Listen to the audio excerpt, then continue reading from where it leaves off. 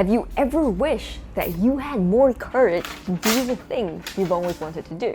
Like to quit your job and start your own business, to stand up to your boss, to take a year off to slow travel the world. Without courage, we're always going to be stuck where we are now.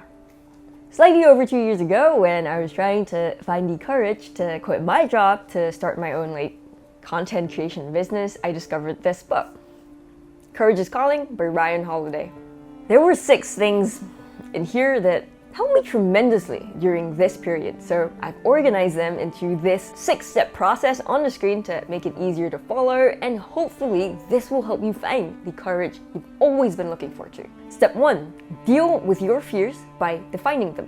Brian says this: we fear that something bad might happen. We fear things not working out. We fear the consequences. We fear what people might think. But what, where, when, how, and who? That we cannot answer because we haven't actually looked into it. Our fears are not concrete. That has to end. Seneca wrote about premeditatio malorum, the deliberate meditation on the evils that we might encounter. Exile, war, torture, shipwreck, Seneca said. All the terms of the human condition should be on our minds. How likely are they? What might cause them? How have we prepared ourselves to handle them? For Seneca, the unexpected blows land most heavily and painfully. So, by wrestling with what they are, we are making it less scary and less dangerous at the same time. At the time when I was trying to quit my office job, this was exactly what I did. What were the evils that I might encounter? What exactly was I afraid of? I was afraid of no longer having a stable salary. I was afraid that my content creation dreams would go absolutely nowhere, and 5 years later I might end up broke and having to find another office job. After defining my fears, I looked at them and tried to figure out exactly how I could manage them better. First, I would no longer have a stable salary, but that means I just need to make sure I have 3 years of expenses saved up. Also, I need to decrease my expenses to as minimal as possible. Next, to make sure that my content creation dreams don't go nowhere, I'm going to use all of my free time outside of my office job to work and learn everything I can and come up with a solid game plan. And finally, even if things crash and burn despite me doing everything, and I end up going back to an office job, isn't that exactly where I am right now? So technically, I am already living like my worst case scenario. And fear is defined, it can be defeated. When downside is articulated, it can be weighed against upside. Vague fear is sufficient to deter us. The more it is explored, the less power it has over us. By defining your fears and then managing these fears, you can create certainties out of uncertainties. When you don't properly define your fears, you leave them in your brain like all jumbled up. All your fears actually seem much bigger than they actually are. Why? Because our human minds are very prone to negativity and pessimism, so it always plays tricks on you. But when you define your fears by putting words to paper, you weigh them up, and you figure out ways to best manage them, you realize that they actually appear much smaller on paper than in your head. That's basically the essence of step 1. Define and manage your fears. Don't just leave them in your head. They're much more manageable that way. Now, we can manage our fears as much as possible, but absolutely nothing is guaranteed. How do we deal with that? That's step 2. In the fable, The Golden Key, the old man of the earth shows a young boy the reality of the world, that there is no progress without risk. Moving an enormous stone from the floor of the cave, he shows the boy a hole that seems to go on forever. That is the way, he says, but there are no stairs, the boy replies. You must throw yourself in, he's told. There is no other way. All growth is a leap in the dark. No one can tell you that your plan will succeed. They can't even tell you how far down the hole goes. If they could, if it wasn't scary, everyone would do it. And then it wouldn't need to be done by you now, would it? The coward waits for stairs that will never come. They want to know the probabilities. They want time to prepare. They want assurances. You're willing to give up anything to get these things, including this moment of opportunity that will never, ever come back. I wanted to quit my job for 5 years before I actually did. When I read this book, that was like a slap in the face. I was basically that coward waiting for the stairs that never came. The takeaway here is simple. Sometimes we just have to accept the uncertainties of life. That's it. But here's a wonderful tip from Ryan. Instead of fearing what the negative consequences of your choices might be, instead, fear what you miss. Fear what happens if you don't act. Fear what they'll think of you down the road for having dared so little. Think of what you're leaving on the table. Think of the terrifying costs of playing small. I waited for 5 years until I acknowledged that if not now, then when? Will I regret it if I don't take the shot? My answer was yes, absolutely yes. So despite all the uncertainties, I finally quit my job. Your new life is out there, right in front of you, and I'll symbolize that with this red and white target. The first thing people fear is taking the first step, so they never even try aiming for the target, so it's never touched. For those who have the courage to take the first step, well, there's a second fear here, the fear of failure. After just 1 or 2 failures, they give up. The truly courageous keep trying. They take the first step. They fail, fail, fail countless times, but each time they rise up. They accept that there's never going to be a certainty that they will succeed, but try hard enough, fail enough times, and they will eventually succeed. And that is step 2. Accept uncertainty. No one can tell you when you'll succeed. No one can tell you how many times you're going to fail first, but that's okay. Accept uncertainty. The first 2 steps talked about dealing with fear. The next 2 steps will talk about how to build courage, and we'll start off with step 3. In 321 BC, the Roman army was barricaded and the troops were hopelessly trapped. Each man didn't know what to do. Then one soldier, anonymous, made the first move towards setting up fortifications. Instinctually, without orders, the other men followed. Sure, it seemed utterly pointless, but doing something was better than nothing. They let their training take over, they found solace and strength in it. And while the enemy laughed at them, and the Romans laughed at themselves, by fortifying their positions, they fortified themselves, and their resolve hardened. The enemy soon made terms with the Romans rather than risk attacking such a disciplined foe. What we have prepared for, what we have anticipated, we will be able to answer. Epictetus says, the goal when we experience adversity is to be able to say, this is what I've trained for this is my discipline. And that's step 3, building courage by preparing. Here's how it goes. You prepare by repetitions. You prepare for a great speech by rehearsing it. You become a great artist by painting and painting. You become a good soldier by running through difficult scenarios again and again. You become a great YouTuber by producing video after video. Repetition.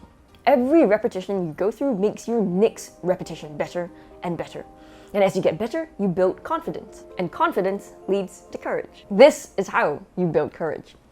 When I decided to quit my job, it wasn't like an overnight decision. Instead, I took years to prepare. I squirreled away whatever income I got for my office job. I walked instead of taking a bus. I brought my own lunch instead of eating out. I saved dollar after dollar. That's basically it. And at the same time, I started my writing business on the side. I wrote sentence after sentence, day after day. That preparation, that prep, those reps gave me the courage to take my leap of faith. Without it, I wouldn't have. Aristotle said that courage lies somewhere along the line between the vice of cowardice and the vice of recklessness. When you fall prey to the vice of cowardice, all you do is prepare and prepare. You want to take the leap, but you don't.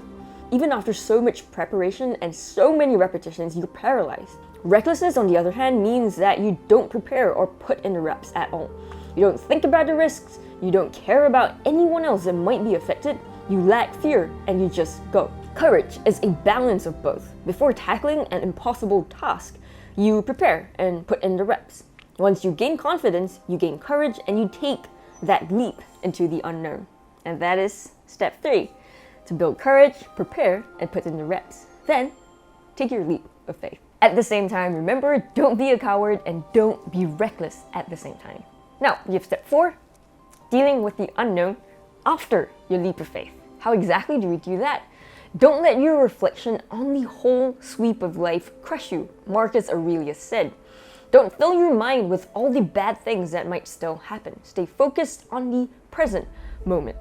Marcus Aurelius said this to himself when he was dealing with a plague, a threat at the border, a palace coup, and a difficult trial. This is to remind himself to just focus on what's right in front of him. Why? Because it's when we imagine everything, when we catastrophize endlessly, that we are miserable and most afraid. On the other hand, when we focus, we are too busy to worry, too busy working. And if that thing ahead of you seems so big, so impossible, do this. Break it down into tiny little steps that are manageable for you. Eliminate one problem. Move things one iota. Write one sentence. Send one letter. Make a spark. We can figure out what's next after that. If you want to be a writer, writing a book seems crazy, but writing 1 page a day is much more manageable. If that's too much, what about 1 paragraph a day? What about 1 sentence a day? Everything can be broken down into small steps, taken 1 step at a time. And when you're making progress, you're too busy working, so you don't have time to worry. In any new endeavor, the mountain ahead of you seems so impossible, so insurmountable. When you look at everything you need to do, you feel so overwhelmed and it paralyzes you. So, don't do that. Break your mountainous task down into tiny little bite-sized steps. Then focus on taking just 1 step at a time. Only when you've completed 1 step can you move ahead to the next step. 1 step at a time and no more than that. That is step 4, breaking your mountain down and then taking things 1 step at a time. Next, we have step 5, which goes beyond your own personal courage. On August 30th, 1945, General Douglas MacArthur touched down in Japan. In 6 years of World War, enemy boots have never trod on Japanese soil, and yet MacArthur proceeded into the heart of enemy territory unarmed. He told his staff to take off their pistols because nothing will impress them like a show of absolute fearlessness. If one wonders how Japan so quickly made the unprecedented transition from suicidal warmonger to a peaceful open nation, this day is the answer. Churchill called it the single most courageous act of World War II. This goes beyond having courage for your own pursuits. This is selflessness for others, the people in your care, and the people in the world. A leader cannot sit in some ivory tower or behind thick castle walls. A leader must have real skin in the game, whether that's putting their own money in the firm at a rock bottom moment, keeping their door to their office open, or sharing vulnerably what others would hide. The chief can't take up the rear. Instead, they lead the troops into battle. The parent doesn't just tell the kids to face their fears. They have to show them what it means to do that in your own life. Now, turning the question to you. How can you inspire others with your courage? You don't have to be like General MacArthur saving the world in World War II. Like Ryan says, it can be something as simple as being a role model for your kids. Most people, like me, think that being brave, having courage, is something that affects only myself. From this book, I plucked up the courage to quit my job and chase my content creation dreams. I thought that only affected me. But little did I realize that this seemingly selfish act of doing so, quitting my own job, has actually inspired others around me to do the same. Some of my friends and my partner as well are considering starting YouTube and perhaps quitting their jobs next time.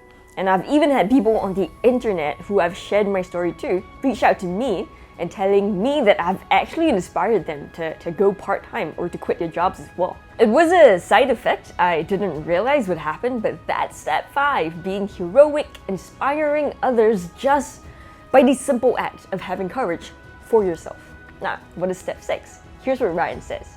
You have always had what it took to defy the odds. If you don't believe that, might you be reminded that your very existence is perhaps the least likely thing to ever happen. The odds of you being born are in the realm of 1 in 400 trillion. You are a miracle on the spectrum of unlikely miracles. Yet, here you are. What are the odds that you succeed in chasing your dream? Definitely much better than the odds that you have already beaten. So remember this. You have already beaten the odds once, so I challenge you to do it again, and that is step 6. I'm going through a binge of all of Ryan Holiday's books, and I'll leave a compilation of them on the screen when I'm done with all of his Stoicism books. Hopefully it'll be out soon, and I'll see you in that one.